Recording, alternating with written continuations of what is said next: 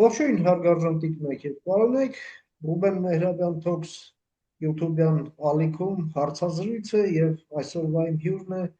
քաղաքագետ, հայկական խորհուրդ կազմակերպության փորձագետ Սամվել Մելիքսեթյանը։ Ողջույն պարոն Մելիքսեթյան, ուրախ եմ Բարեցես։ ձեզ տեսնելու այս ալիքի եթերում, ձեր առաջին հարցազրույցում, հուսով եմ ոչ վերջինը։ Շնորհակալ եմ, որ ժամանակ հատկացրեցիք այս եթերին։ Շնորհակալություն հրավերի համար։ Պարոն Մելիքսեթյան, վերջերս դուք երկու մասից բավականին ծավալուն հոդված եք գրել, մի պարբերականում ոչ թե զանգվածային լրատվության միջոցներից մեկում, այլ հենց ձեր կազմակերպության կայքով է, ես գոնե այդտեղով տեսա, գուցե այլտեղ էլ է տպվել, դուք դա կասեք, շատ կարևոր համապարփակ վերլուծություն ներկայացնելով թե Հայաստանի իրական շահերը, թե Ռուսաստանի իրական շահերը, գործողությունների, այսպես ասենք, ինստիտուցիոնալ ալգորիթմը, որը կա Հայաստանում, որը ռուսների մոտ, եւ դա համադրելով եւ ըստ այդմ նախանշելով, թե ինչ է սպասվում մեր հարաբերություններում եւ ինչ չի լինելու մեր հարաբերություններում, հա, եւ ըստ այդմ էլ ինչ պետք է անի Հայաստան։ Հաշվի առնելով կարևորությունը այդ հրապարակման, ես այնուամենայնիվ իմաստ եմ տեսնում, որպեսզի ես ամենը հանրայնացվի հենց այն նույն տրամաբանության մեջ, ինչ որ ձեր հոդվածում է, հա, մանավանդ երբ սա մի հարց է, որը վերաբերվում է յուրաքանչյուրիս, որովհետև այս ամենը պայմանավորում է եւ պայմանավորելու է, ուրիշ բան չէ, մենք ոնց ենք անցկացնելու ձմեռ, չէ՞ հարցը։ Եվ այստեղ Այո, որն է Հայաստանի քայլը։ Եվ եթե Թրամփի տերմինաբանությամբ ասենք, հա, Հայաստանը ձեռքին խաղաքարտեր ունի, թե չունի։ Եթե ունի, ապա որոնք են։ Եթե ունի, ապա ինչպես խաղա այդ խաղաքարտերով, չէ, որովհետև այստեղ էլ է կարևոր ունենալը մի բան է, բայց մի բան է ունենաս, մի բան է խաղաս այդ ունեցածը։ Համեցեք, պարոն Մելիքսեթյան, այս մեր խոսակցությունը տեղի է ունենում Հայաստան-Ռուսաստան միջպետական հարաբերությունների ուղղակի պատմականորեն աննախադեպ ճգնաժամի պայմաններում։ Խնդրեմ։ Ընդհանրապես իհարկե, այդ հոդվածը ես գրեցի մի պատճառով, որովհետև անցած տարի 2025 թվականի ապրիլին նմանատիպ մի ուրիշ հոդված էի գրել, ու նաև դրանից առաջ ես հիշում եմ գրեթե վստահ էի, որ այս եկեղեցու թեմայով ինչ որ զարգացումներ են լինելու ու քննարկումներից մեկի ժամանակ այն կարծիքն է արտահայտել, որ հիմնական տեխնացուներից մեկը դա ռուս օլիգարխ Սամվել Կարապետյանն է, որ կարող է մտնել քաղաքականություն, դա 2025 թվականի մարտի սկիզբն էր կամ փետրվարը, բայց դա զուտ sense անալոգիաներով էր, էլի, որ նույն Այո, բաները Ռուսաստանը ինչ գաղափարախոսությունները, ինչ քաղաքականությունը, բավականին հետաքրքիր ձևով այդ կանխատեսումը իրականության մոտ ստացվեց։ Ու սա ոչ թե այդ պատճառով, որ ես այդքան ինչ որ բանուր եմ, հա, գախնի ինչ որ Վանգայից եկող correct, կարողություններ, այլ ուղղակի ռուսական քաղաքականությունը ինքը կանխատեսելի է։ Ինչու է ինքը կանխատեսելի, որովհետև այդ քաղաքականությունը վերջին 27 տարի իրականացնում է նույն սուբյեկտը, որը այն ինչ արել է նախկինում, այսինքն այն տենդենսները, որ մենք տեսնում ենք, իրենք ձգված են 10 տարով, 15 տարով, 20 տարով, վերջին տարիներին ուղղակի ավելի արագ են այդ ամեն ինչը զարգանում։ Այսինքն նույն երևույթները, որ մենք տեսել ենք Վրաստանի նկատմամբ, տեսել ենք Մոլդովայի նկատմամբ, տեսել ենք Ուկրաինայի նկատմամբ, մենք հիմա տեսնում ենք նաև Հայաստանի նկատմամբ։ Եվ սա իհարկե պատահական չի, որովհետև ինչպես նշեցի, նույն սուբյեկտից է գալիս այս քաղաքականությունը, ինքը գալիս է նույն մարդուց, հա, դուք կարող Չարենցի երկիր նայից հիշեք այդ սարդը, որ կար, հա, ինքը որ իրականում դա է ամեն ինչ կառավարում, հա, դաշնակցության այդ ցանցի ալեգորիան էր, Այդ սարդը հիմա կոնկրետ անձնավորություն է ու այդ անձնավորությունը նաև ինստիտուցիոնալիզացրած է ռուսական քաղաքականությունը եւ ես վստահ եմ որ այս ճգնաժամը ինձ համար կանխատեսելի էր կանխատեսելի էր տրամաբանորեն բայց կանխատեսելի չէր պրակտիկորեն հա ես միշտ մտածում ես որ գուցե այս անգամ այդ նույն սխալը չկրկնվեր որովհետեւ ես համարում եմ սա Ռուսաստանը փորձելով պահպանել նման միջոցներով իր ինչ որ կապերը, ազդեցությունները հետխորհրդային տարածաշրջանում քայքայում է այդ կապերը եւ այդ ազդեցությունը եւ ես համարում եմ, որ սա մենք պետք է որպես աքսիոմ ընդունենք ու պետք է նաեւ հասկանանք, որ ինչ որ լուծում այս խնդիրը ունի այն տրամաբանությամբ, որը մենք ակնկալում ենք։ Այդ տրամաբանությունը ինչ որ ընդհանուր շահեր, ռացիոնալ մոտեցումներ, փորձել լեզու գտնել, հա, դա եթե ինչ որ լուծումներ լինեն, իրենք մի ժամանակավոր են լինելու, որովհետև այդ պետության ու այդ սուբյեկտի ստրատեգիան, հա, ռազմավարությունը ինքը շատ ավելի մեծ է, ինքը դուրս է գալի Հայաստանի, այսպես ասած, սահմաններից, ինքը այդ խորհրդային տարածաշրջանին է վերաբերվում եւ այստեղ Հայաստանը նաեւ հիմա օրինակելի բան է, հա, այն ռուսերեն ասում են մальчик для битья, այսինքն այն օրինակն է, որի միջոցով Ռուսաստանը փորձելու է նաեւ մյուս ոչ հնազանդ կամ պոտենցիալ ոչ լոյալ պետություններին հետ խորհրդային, այսպես ասած, զգաստացնել եւ ստիպել, որ հաշվի նստեն իր շահերի եւ իր մոտեցումների հետ։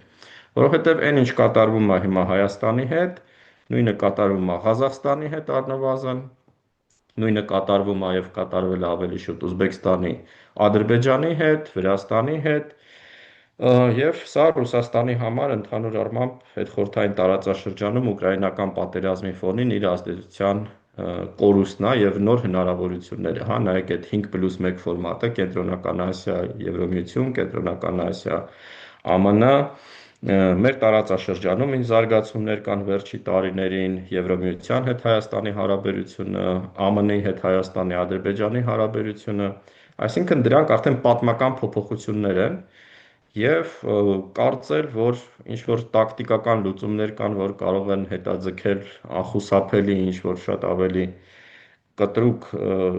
զարգացումները կամ նոր ձևաչափ այդ հարաբերությունների Հայաստան-Ռուսաստան, ես կարծում եմ դա չկա, կա ժամանակ ձգելու մոդել միայն իմ պատկերացմամբ, բայց վերջում մենք իմ կարծիքով ունենալու ենք էլի գազի, ինչպես նշեցիք, հա, այդ ձմռան գազի գների թեմայի շոշափում առնվազն, որովհետև դա այն լծակներից է, որը ուժեղը եւ Ռուսաստանը վերջի վերջո դա օգտագործելու է։ Մենք ունենալու ենք առնվազն շարունակվող է սանկցիաների քաղաքականությունը, ունենալու ենք այդ գագաթնող ժողովը դեկտեմբերյան, որտեղ շատ հետաքրքիր է նաև բացի Ռուսաստանից ինչ դիրքորոշում է ունենալու Ղազախստանը օրինակ, հա, այսինքն ես վստահ եմ, որ միանշանակ ինչ որ որոշումներ չեն լինելու, ու հետևաբար ես կարծում եմ, որ մենք պետքա լավագույն միջոցը պատրաստվելու այս ամենին, դա այլընտրանքներն են, այլընտրանքները բոլոր ուղղություններով, հա, այսինքն եւ բոլոր հարցերում դա տնտեսական առումով նոր շուկաները, գազի թեմայով նոր էլի աղբյուրները, լինի դա Թուրքմենստանը Սվոպով, լինի դա Իրանը, լինի դա Ադրբեջանը, նույնիսկ եւ այս թեման կարծում եմ քննարկել ենք, որ Իրանից եկող այն գազատարը, որ մենք ունենք, ինքը պոտենցիալ կարող է բավարարել Հայաստանի կարիքների մոտ 85-90%-ը։ Այսինքն դա ահռելի ցուցանիշ է եւ արդեն իսկ պետք է աշխատանքներ տարել, որպեսզի այդ հզորությունները մենք ունենանք։ Հա, այնտեղ տեխնիկական խնդիրներ կա, որ պետքա ճնշում ապահովել համապատասխան այդ խողովակի մեջ, որպեսզի հավելյալ ծավալներ մենք ստանանք Իրանից։ Մի խոսքով ես բոլոր հարցերում եմ այս մոտեցումը, եթե դու ունես կոնֆլիկտ եւ այդ կոնֆլիկտում ունես խոցելի կողմեր, դու պետք է ունենաս այդ խոցելի կողմերի ոչ թե փորձես կառավարել հակառակ կողմի հետ ինչ որ միայն պայմանավորվածությունների միջոցով, այլ հակառակ կողմի հետ փորձել իհարկե չսրացնել կոնֆլիկտը, բայց գլխավոր շեշտադրումը դնել հենց այդ այլընտրանքների վրա, այսինքն որ դու ունենաս էներգակիրների այլընտրանքային աղբյուրներ, որ դու ունենաս քո ապրանքների արտահանման այլընտրանքային աղբյուրներ, եւ շատ կարեւոր է քո պետության երկարաժամկետ զարգացման հեռանկարը, հա, դու ինչպես ես տեսնում։ Այն մոտեցումը, որ լավ հիմա այս ճնշումներին ինչ-որ ձևով ոչ թե չդիմադրենք, այլ հարմարվենք, սպասենք ինչ կլինի, հետո դրանից հետո ուրիշ ճնշումների հարմարվենք եւ այլն եւ այլն, իրենք տեսլական չունեն, հա, իրենց մեջ, իրենք Այո, չգիտեն այս ինչի համար ռեֆլեքսիվ ենք մենք այս response։ ամեն ինչը անում։ Այո, ու կարծում եմ սա շատ կարևոր է, նախ մեր նախկին այս անկախության փորձն է ցույց տալի, որ շատ կարևոր է այդ երկարաժամկետ ռազմավարություն ունենալը, ու երկրորդը ինչ հիմքերով է հնարավոր ապահովել պետության կայունությունը, հա, Հայաստանի Հանրապետության, իմ կարծիքով բոլոր հարցերում, եթե մենք կառավարման մոդելից ենք ասում, մենք Ռուսաստանից վերցնելու բան չունենք, եթե մենք խոսում ենք տեխնոլոգիաներից Ռուսաստանից վերցնելու բան չունենք, եթե մենք խոսում ենք կրթական համակարգից, Էլի կարծում չունենք։ եմ այլևս Ռուսաստանից վերցնելու բան չունենք եւ ավելի լավ համակարգեր կան։ Եթե մենք խոսում ենք ընդհանուր մեր երիտասարդ սերնդի հետաքրքրություններից, նայեք մեծ սերնդի մարդիկ հաճախակի տենց ինչ որ սմայլանքով հիշում են խորհրդային տարիներում ոնց են ծառայել Չիտայում, Մագադանում, Վլադիվոստոկում եւ այլն, ու դա միակ հաճախակի այն տեղն ա եղել, որտեղ իրենք եղել են Հայաստանից դուրս առաջին անգամ, հա, սա նույնպես հիմա շատ մեծ փոփոխություն ա կատարվում վերջի մի քանի տարիներին մեր աչքերի առաջ, երբ որ մեր երիտասարդությունը բացի եվրոպական Ռուսաստանից, Մոսկվայից ու էլ չասած Չիտայից, Մագադանից, ինքը հնարավորություն ունի այցելել, ասենք եվրոպական քաղաքներ, հա, եւ տարածաշրջանի ինչ որ կենտրոններ, ԱՄՆ եւ այլն, ու զրկել մեր, ասենք, սերնդին, նոր գալիք սերնդին այս հնարավորությունից եւ գնալ էլի ինչ որ այդ Մագադանի ուղությամբ, իսկ դա այդ ուղությունն է, նայեք, եթե մենք հիմա Ռուսաստանի հետ վերականգնում ենք հարաբերությունների այն մոդելը, որ Ռուսաստանը մեզանից ուզում է, դա նշանակում է, որ մենք վատթարացնում ենք մեր հարաբերությունները Եվրոմիության հետ առնվազն, այսինքն այդ վիզաների ազատականացում, ռեֆորմներ, տնտեսական ներդրումներ, աջակցություն եւ այլն, դրա մասին կարող ենք մոռանալ։ Դա նշանակում է, որ եթե նույնիսկ ցանկություն ունենանք զարգացնել ԱՄՆ-ի հետ մեր հարաբերությունները, այդտեղ լինելու են սահմանափակումներ, որոնք վերջում տանելու են ձախողման, նայեք, նույն տեխնոլոգիաների առումով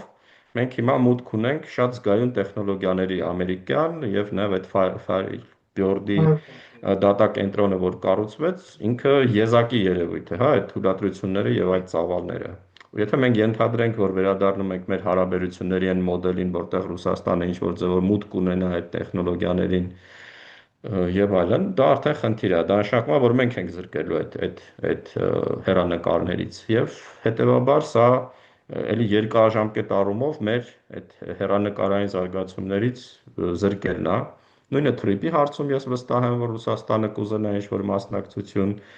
էլ չասած այն ակտիվների, որ ինքը այլևս ունի, հա, այսինքն նույն երկաթուղին, սահմանապահները, ռազմաբազան եւ այլն եւ այլն։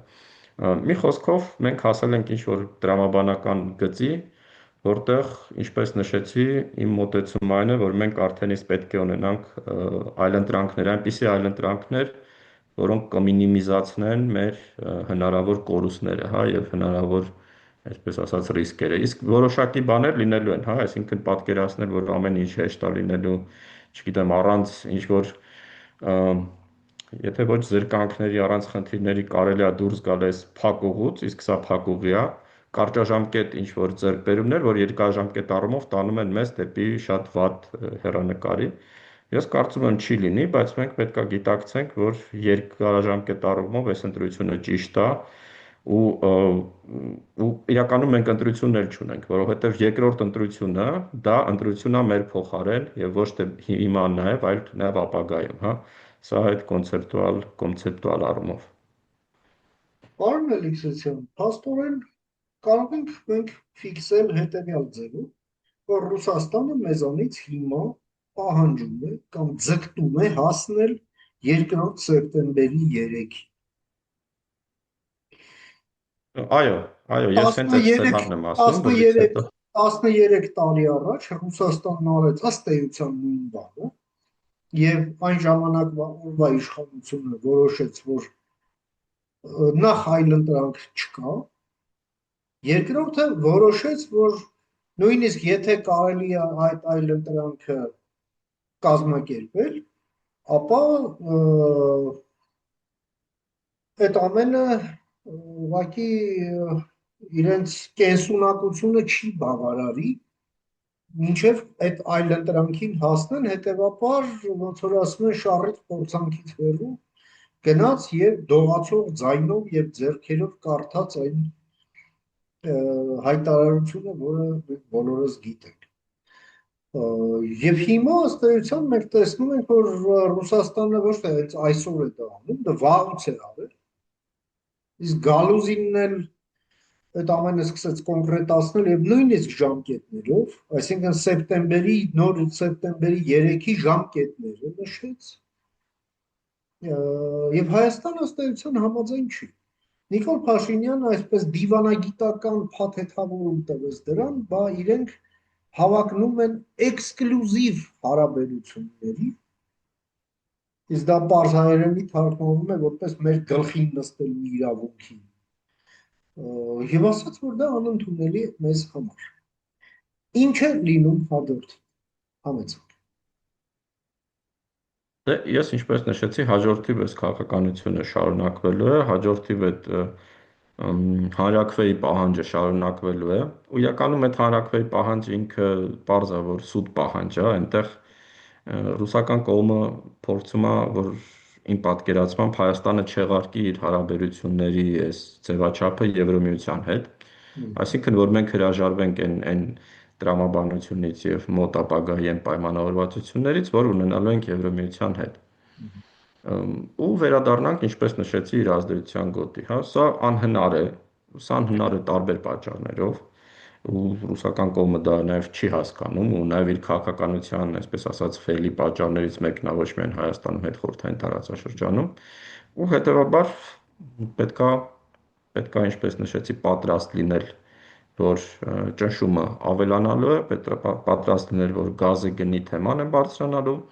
պետք է պատրաստ լինել, եթե ինչ-որ ժամանակավոր լուծումներ լինեն, երկարաժամկետ առումով Ռուսաստանի նպատակները այս տարածաշրջանում չեն փոխվելու, որովհետև իր նպատակները անիրատեսական են, իր նպատակները անցյալից են, իսկ ինչքան ժամանակ է անցնում, այնքան բնական գործոնները, այսինքն այն զարգացումները, որ մենք ունենք, տանում են այդ ռուսական ազդեցության թուլացման հետխորհրդային տարածաշրջանում, հա։ Ու սա էլի պատմական գործընթաց է։ Նայեք նույն այս թրիփի ամբողջ հետաքրքրությունը ԱՄՆ-ի համար ինչու է այսքան կարևոր, որովհետև պարզ է, նրա համար չի, որ Ադրբեջանը կապնվի Նախիջևանի հետ, հա, ինչ որ հիշում եմ մի զրույցներից մեկի ժամանակ ամերիկյան think tank-ների հետ ներկայացուցիչի հետ, երբ որ ներկայացնում ենք այս տրանսպորտային կոմունիկացիաների թեման, ինքը շատ երկար փորձում էր հասկանալ Նախիջևանը ինչ է, երբ որ նկարագրեցինք մոտ 70,000 բնակիչ ունեցող տենց քաղաք, ասես նայում էր տարօրինակ, ես ինչ եք ինձ ասում, ասենք դրա համար այս շատ անլուրջ բան է, էլի այս կոմունիկացիաները, իրենց նպատակները շատ ավելի մեծ են, եւ դա Կենտրոնական Ասիայի հետ կապ հաստատելն է, դա հազվագյուտ միներալներն են, որի նկատմամբ Թրամփի ադմինիստրացիան ունի յուրահատուկ մոտեցում, ու այդ մոտեցումը ինքը այդքան էլ մակերեսային չէ ու միայն Թրամփյան չէ։ Նայեք, այդ պաշարները, այդ հողային մետաղների, հա, հազվագյուտ, հիմնականում Չինաստանինն են, Այո, եւ ԱՄՆ-ն իսկապես դիտարկում է Չինաստանին որպես իր երկարաժամկետ մրցակիցը։ Ասենք Ռուսաստանին ինքը չի դիտարկում, որովհետեւ ու նաև այս պատերազմը ցույց է տալի, որ Ռուսաստանին այն լուրջ վերաբերմունքը, որ կար, հա, բացի միջուկային արսենալից, մյուս բոլոր տվյալներով ինքը թուլացող եւ այսպես ասած դեգրադացվող քաղաքական եւ տեխնոլոգիական երևույթ է, Չինաստանի դեպքում հակառակ գործընթացն է այո, գնում եւ ԱՄՆ-ի երկարաժամկետ քաղաքականությունը իր այդ խոցելի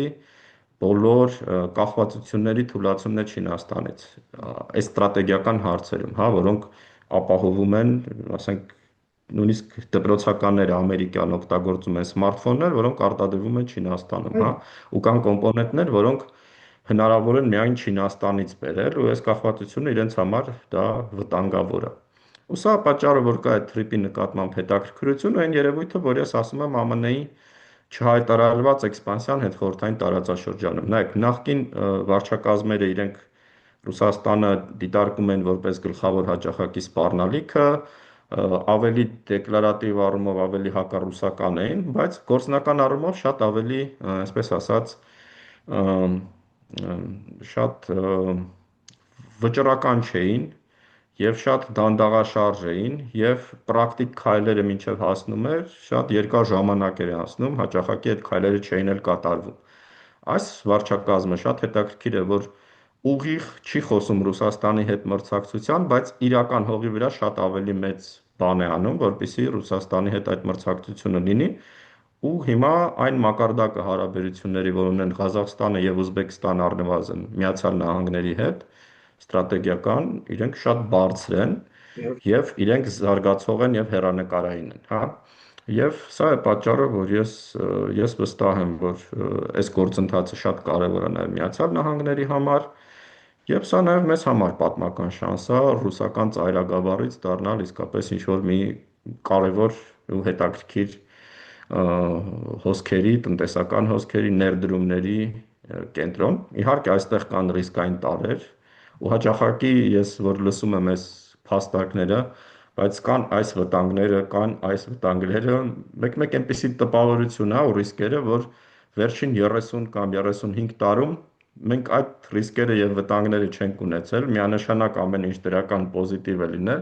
եղել, ու միայն այս պայմաններում եւ այս իրավիճակում կան ինչ որ ռիսկեր, ը, շատ տարօրինակ է Հայաստանի համար վերջին 2000 տարին, եթե ոչ ավել, պատմության այդ ռիսկերն են եւ բացի դրանից, բայց այս հնարավորությունները, որ մենք հիմա ունենք, իրենք նույնպես աննախադեպ են, հա, այսինքն այն պատմական ֆոնի վրա, որը միշտ եղել է ու միշտ բնորոշ է մեր տարածաշրջանին ու նաև Հայաստանին, մենք հիմա ունենք այդ նոր հնարավորությունները ու սրանից պետք է օգտվել, եթե մենք ուզում ենք ժամանակակից պետություն, մենք ուզում ենք իսկապես անկախ եւ ինքնիշխան պետություն, հա։ Էլի հաճախակի այս թեման հեգնանքի է արժանանում, բայց ես կարծում եմ մեր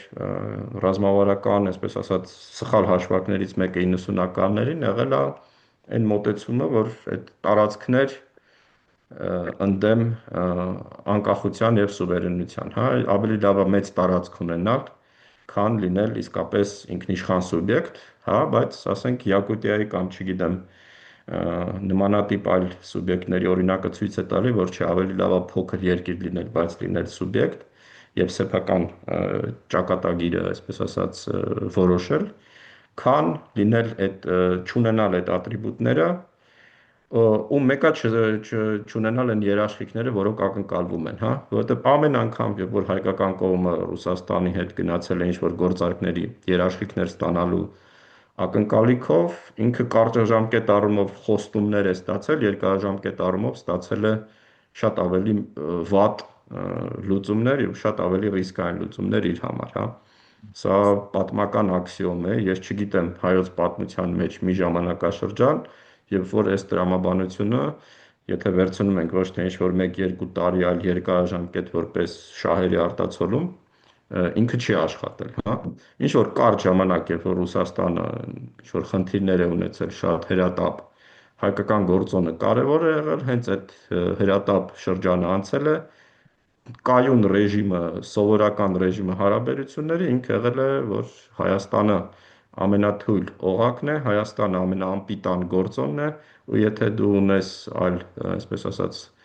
հնարավորություններ Հայաստանի շահերի եւ բաների, տեսակետների եւ այսպես ասած